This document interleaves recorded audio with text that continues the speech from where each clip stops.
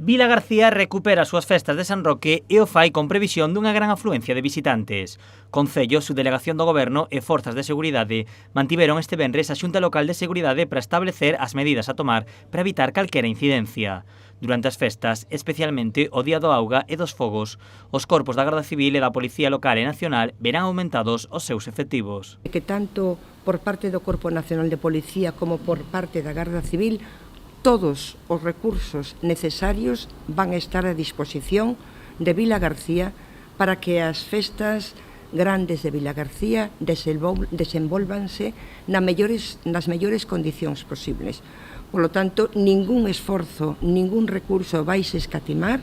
Este reforzo da seguridade tamén se verá nas estradas. Os controis de drogas e alcoholemia aumentaránse nesas datas. Que vai haber os suficientes controis para aqueles que queiran coller o volante con alcohol, pois que o teñan moi difícil ou imposible e poden pagar as consecuencias. Así que remitir a todos a que temos un magnífico transporte ferroviario, que seguro que Renfe vai a incrementar as frecuencias ese día, que aproveiten.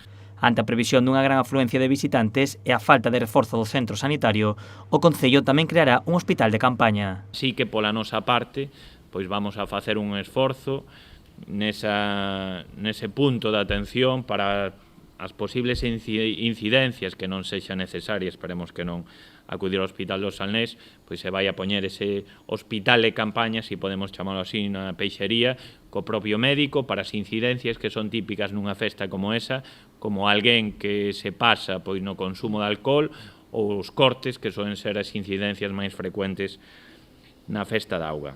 O Concello tamén instalará na zona TIR o Punto Morado, un lugar seguro con técnicos especializados para atender a calquera persoa que se sinta vulnerable ou que sufra calquera tipo de agresión machista.